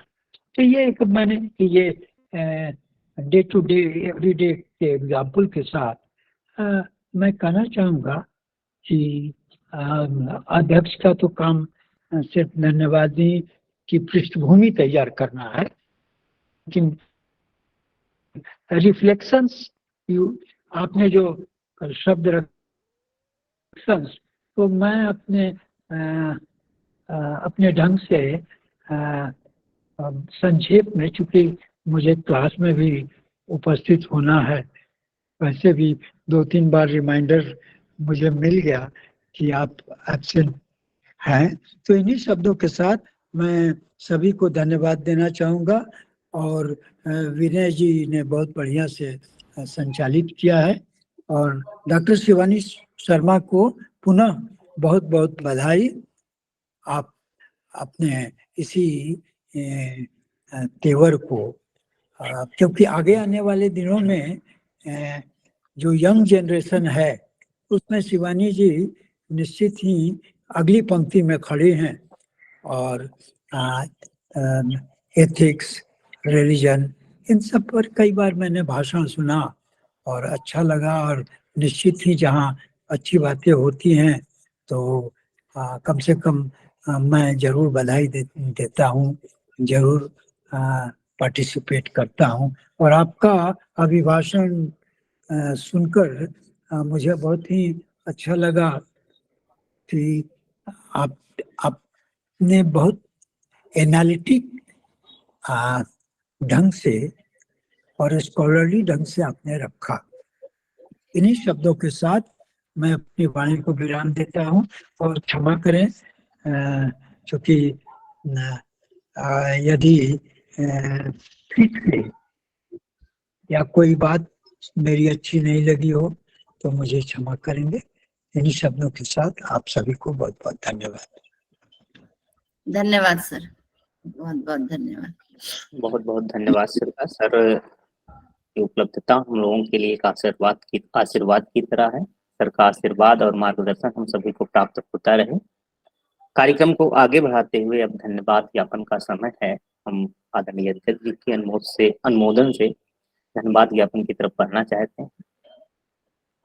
KC society के अध्यक्ष आदरणीय प्रज्ञावंत नंद कुमार बेंडाले जी, कॉलेज के यशस्वी प्राचार्य प्रोफेसर SN भारंबे सर का धन्यवाद, जिनकी सतत प्रेरणा और एवं सहयोग से हम इस तरह के कार्यक्रम का आयोजन करते रहते हैं। आज के व्याख्यान की अध्यक्षता कर रहे प्रोफेसर रमेश चंद्र सिन्हा सर, मुख्य अतिथि professor doctor RG Kothari sir, विशिष्ट अतिथि के तौर पर उपस्थित अखिल भारतीय दर्शन परिषद के अध्यक्ष प्रोफेसर जटाशंकर सर एवं मुख्य वक्तृ के रूप में उपस्थित professor doctor Shivani Sharma ma'am का भी हम विभाग की तरफ से, मूलजी जेठा महाविद्यालय की तरफ से हार्दिक वंदन करते हैं, आभार प्रदर्शित करते हैं, धन्यवाद ज्ञापित करता हूं कि आप सभी का आशीर्वाद हम लोगों के लिए सहज ही उपलब्ध रहता है। आज के कार्यक्रम में सक्रिय उपस्थित बनाए रखने के लिए और प्रश्न पूछने वाले प्रोफेसर डॉक्टर आलोक टंडन सर, डॉक्टर माधवी कवि ma'am, doctor Ram Narayan Mishra ji, doctor Deshraj जी, डॉक्टर राहुल वर्मा जी, डॉक्टर सुरेश जी, डॉक्टर हंसाबेन जी और अन्य सभी जिनका मैं नाम नहीं ले पा रहा हूँ, प्रत्यक्ष अप्रत्यक्ष उपस्थित के लिए उन सबका भी हृदय के तल से बहुत बहुत धन्यवाद, आभार। कार्यक्रम में हमें तकनीकी सहयोग प्रदान कर रहे हमारे कंप्यूटर डिपार्टमेंट के सचिन जी और भूषण जी का भी हृदय से आभार, विभाग की तरफ से धन्यवाद। और कार्यक्रम को वित्तीय सहायता प्रदान करने के लिए ICPR का, भारतीय दार्शनिक अनुसंधान परिषद का, जिसके सहयोग से इस तरह के कार्यक्रम का आयोजन करते रहते हैं, एकत्र होते हैं और लाभान्वित होते हैं। ICPR को भी बहुत बहुत धन्यवाद। अंततः स्टडी सर्कल परियोजना की संयोजिका विभाग की विभागाध्यक्षा डॉक्टर रजनी सिन्हा मैम को भी बहुत बहुत आभार, धन्यवाद। कि उनके इस संयोजन के माध्यम से हम सभी एकत्र होते हैं और कार्यक्रम का लाभ प्राप्त करते हैं। एक बार सभी उपस्थित महानुभावों को, गुरुजनों को और सभी सुधी श्रोताओं को मेरा आभार, धन्यवाद और प्रणाम। अध्यक्ष जी के अनुमति you. से हम कार्यक्रम के समापन की घोषणा करते हैं। Thank you Thank you Rajni ji. नमस्कार sir. Thank you. Thank you so much. आप लोग आए, बहुत बहुत धन्यवाद और सबको आभार। धन्यवाद सर।